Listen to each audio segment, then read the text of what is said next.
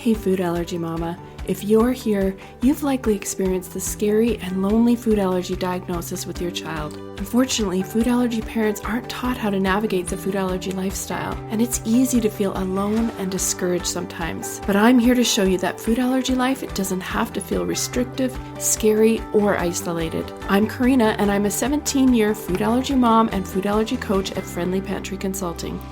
I specialize in making food allergy life safer and less worrisome for food allergy families like yours. I'm not perfect, but over 17 years, I've learned a lot the hard way, and I'm sharing the secrets and resources you won't hear anywhere else that will help you feel confident living with food allergies faster and easier than I did. From introducing allergens, travel, navigating school, and educating friends and family, this podcast will give you the essential tips and strategies you need to help your food allergy child and family thrive.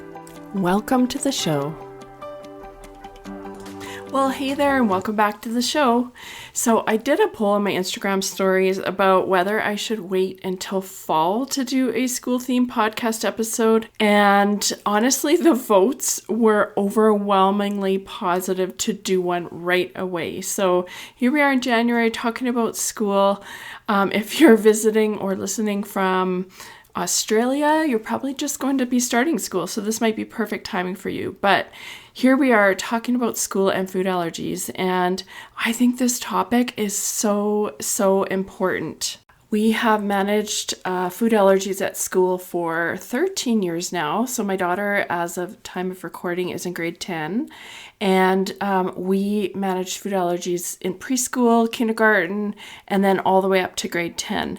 And what I have learned is that food allergy awareness is really not very good at school. I'm not saying that every school is bad or every teacher, and things have definitely improved over the years. But based on what I have seen in our school and what I've heard from so many of my Instagram followers and colleagues, there is still a long way to go. So for this podcast, I'm basing what I know about school on our own experiences, plus from the many messages I receive, the experiences I've heard from clients and other food allergy moms. And I have so much to say in this area. It's kind of become one of my flagship topics along with travel, but it's something that I have looked into a lot, and I've honestly done a lot of research. There is limited research on food allergies at school, but there are some important things to know about. Most recently, there was an anaphylaxis practice parameter update. It came out in December 2023, and it is mostly for allergists and immunologists for their practice, but there is some good knowledge there that can be gleaned from that. So you will hear me reference that a little bit later in the podcast. Okay, so the first question I want to address is, why should parents be a part of the food allergy training for schools? So at the beginning of our school career, I had no idea there were so many ways that food allergies impact school. And there's recess snacks, there's lunches that kids bring, but depending on the classroom, there's also food used in the class curriculum.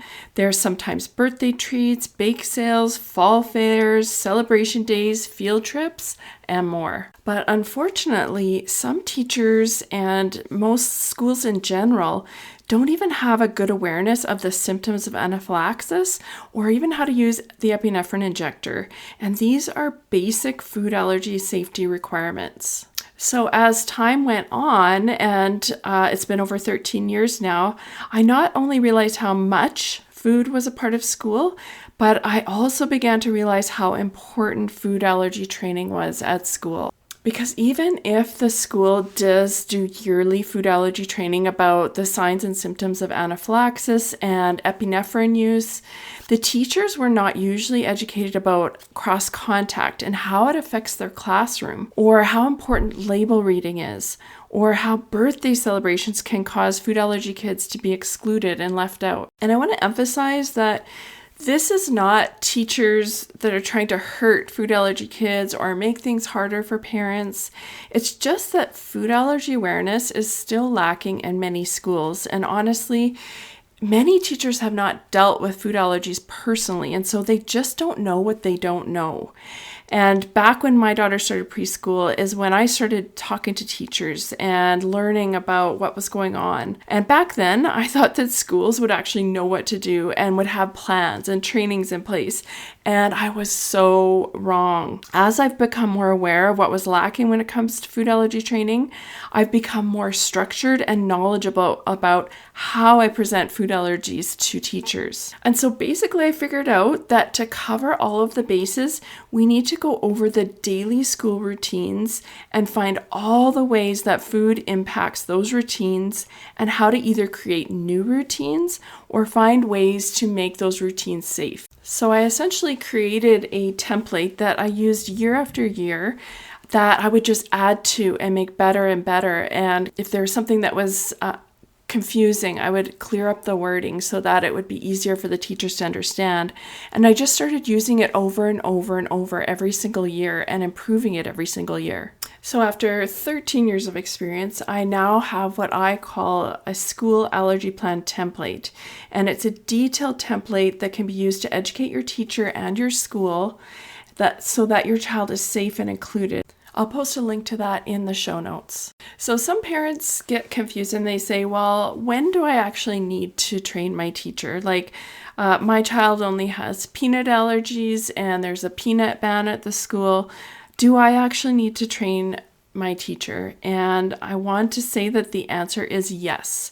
So basically, if you are a parent of a child who has a prescription for epinephrine, you want to do a yearly food allergy training with your teacher. And I know other parents who have said, well, my child has never really needed their epinephrine. They've only had either a mild reaction or have never had a reaction. But I do want to encourage you, if this is the case, if you have a prescription for epinephrine, make sure you're educating your teacher, because the thing is that future reactions are not based on past reactions. So whatever reaction your child has had in the past, you never know if that is going to change or if they're going to have a more severe reaction in the future.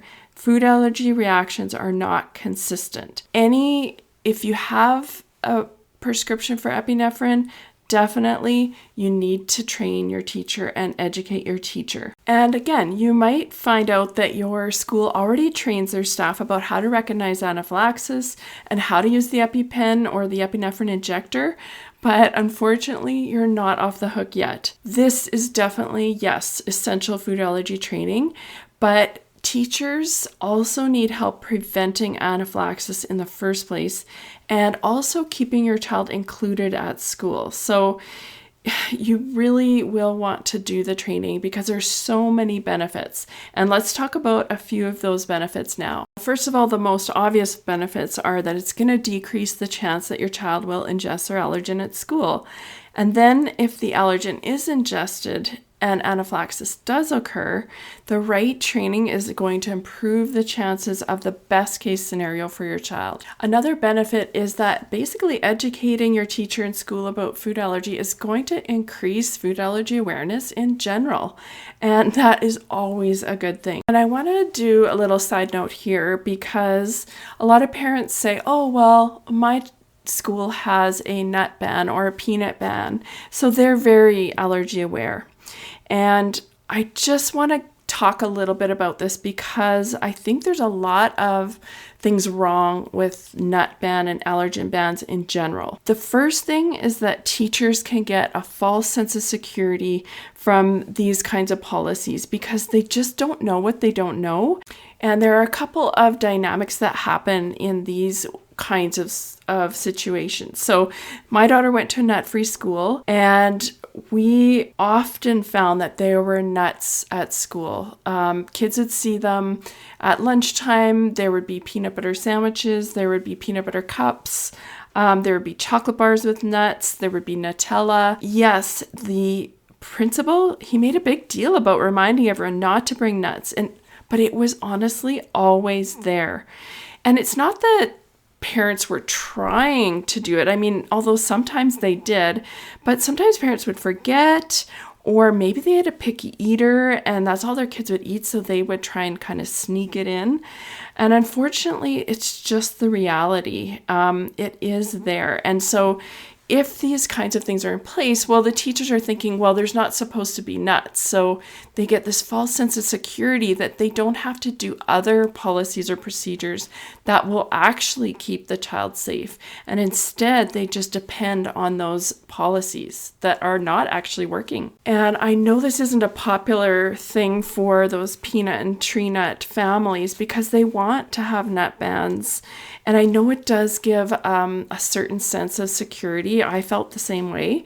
But there's also research that backs this up. And the research shows that epinephrine injections do not decrease when there are allergy bans in place at school. Now, there could be many reasons for this, but I feel like one of the reasons is this false sense of security that everybody has with the allergy ban and that they're not actually doing what they need to do to keep food allergy kids safe. And so, the anaphylaxis practice parameters update states that current research does not support consistent benefits with allergen-specific prohibitions, although it may be helpful to have allergen-restricted zones like a milk-free table when there are kids who cannot self-manage. So all of that to say that even if your school has a peanut or tree nut ban, it's really important to educate your teacher and your school about food allergies because they may not be as educated as it seems.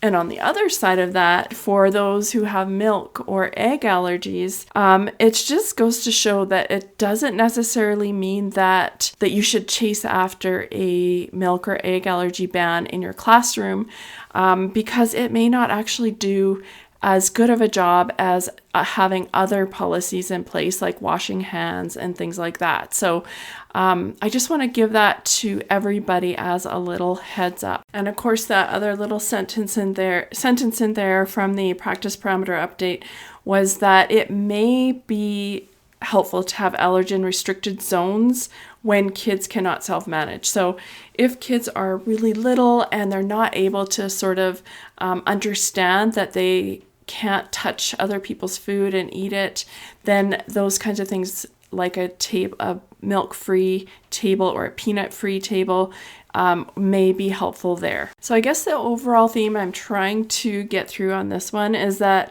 whatever allergy you have and whether or not there's any kind of bans in place, it is definitely important to talk to your teacher about food allergies. Okay, so another benefit of doing the food allergy training at school is that it's actually going to prepare your young child to make better decisions during the difficult teen years, and it will normalize allergies with their peers. I honestly believe that educating teachers about food allergies will actually help your child in the long term because it's been shown that teens who are not confident with their allergy might hide the allergy from their friends because they're embarrassed or they don't want to feel different, and they might make decisions that put them into dangerous situations, like maybe kissing someone who's eating their allergen or not carrying their epinephrine or things like that. So I think that a big goal of ours should be to make allergies common and normal. So educating and advocating isn't new when our kids get to the teen years. And I feel like the more we talk about it and advocate throughout their life, the more it's going to be normalized for them and their peers, which will increase their confidence. Okay, the next benefit of doing the food allergy training at school is that we're going to help our kids to learn independence. Now, the fear of an anaphylactic reaction at school makes this process much harder. And so if you're training your teacher in school and creating a safe environment and including your kid in that plan with their own responsibilities, you're allowing your child to gain confidence and learn how to protect themselves in an environment that is still protected enough for the stage they're at. And that's why you want to work as a team with the teacher and as a whole group. And your child is a part of that team. And they're going to learn that independence from working together with your teacher and with you in that way. And by actually increasing that independence, you're actually going to decrease your child's stress and your stress. Because let's face it, letting our babies go out that door into that big world by themselves is really hard. And adding the worry of an anaphylactic reaction while I'm not there it brings me to my knees. And I'm sure you're feeling the same way. So that stress is real and your child feels it as well. So we want to create that safe environment for them at school so that they can feel knowledgeable that what their teacher is doing, what they're doing, and what you are doing is working together to keep them safe. And let's not forget about your teacher in that. So if your teacher was to come across an anaphylactic reaction, think how that's going to make them feel. I mean, that is a scary event, and they need to know that they have the confidence to deal with it as well. A few years ago, there was a survey of like 12,000 schools, and it showed that approximately 18% of schools recorded an anaphylactic reaction that year. And I know that the last thing your teacher wants is for one of their kids to have that reaction on their watch. So making sure that your child's teacher knows what to do is actually going to give them confidence every day going to school. So it's really important to think about them as well. And I don't know if they actually really realize what it would feel like to be in that situation where they're the ones in control and having to give the EpiPen. So helping them realize that actually is a big deal, because they will likely be the person that is with your child if they have a reaction. And so they really need to know that they are confident as well. Okay, so now that we know the many benefits of educating your school and teacher about food allergies, I want to talk about what you should cover in your food allergy training. And food is a huge part of school, which means that your training needs to be quite detailed. And I'll give you some general ideas here of what it should cover. So as I discussed before, when I went to create my food allergy plan template, I figured out what was going to happen throughout the daily routines and processes of school. And you need to think about not just a regular day, but other days like field trips and things like that. And that really started me on the process of what needed to happen. And you want to think about why label reading is important for foods and supplies that come into the classroom. You want to talk about how to avoid cross contact. You want to talk about safeguarding the classroom and the lunchroom. And you want to definitely talk about the training of staff and peers, because if there's a substitute teacher that comes, how are they going to be trained? How are you going to make sure that they know about your child? And you want to you want to talk about the symptoms of anaphylaxis and how to use epinephrine. I mentioned that I had created a template that I use year after year and have improved year after year. And I actually have that available for you if you want to use it to make your training a lot easier, because it's actually 10 pages of what is needed to educate your teacher and to discuss with your teacher and your school to make sure that you're asking the right questions, to make sure that you're collaborating with your teacher in a organized way. And I put over 100 hours of trusted research and time into this template as I've refined it over the years. So you can use this, but basically any parent can use this to train their teacher, and it can be for any food allergy. So I will post that in the link if you want to make your school allergy training much easier and less stressful. And you might be wondering, how else can you plan for school with food allergies? Well, you need to work with your teacher in school, but as I mentioned before, your child is also a really important part of that. So you want to empower them to help them keep themselves safe. And I have a free kids empowerment guide that will really help you it's basically a checklist of skills that you want to teach them, and it gives you quick and easy ways to implement this into your life and make it fun so that you're teaching your child in a fun way. Definitely check that out. I'm going to post the link. It's a free resource, and it is the Food Allergy Kids Empowerment Guide. And I think you're really going to like that to help your child get ready for school. If you are going into school this fall or in a year, it's great for any kids aged 2 to 7. So I would love to hear from you. Please let me know know what you thought of this episode. And if you have other ideas for topics, I want to hear them. Just send me a quick DM over at Friendly Pantry on Instagram. It's at Friendly Pantry is my handle. And I'd love to hear from you. Thanks for listening, and bye for now. Before you go, Mama, if you love this episode and want deeper support, head over to friendlypantry.com to see how we can partner together to keep your food allergy child safer and worry less. There's no need for wasting time searching all over Instagram, TikTok, and the web to get the practical knowledge you need for your family. While you're there, grab your free Food Allergy Kids Empowerment Guide or the newly diagnosed checklist today. Topics are not medical advice and are the opinions, views, and property of Friendly Pantry Consulting Incorporated. All rights reserved. Always contact your board-certified allergist, immunologist for health advice.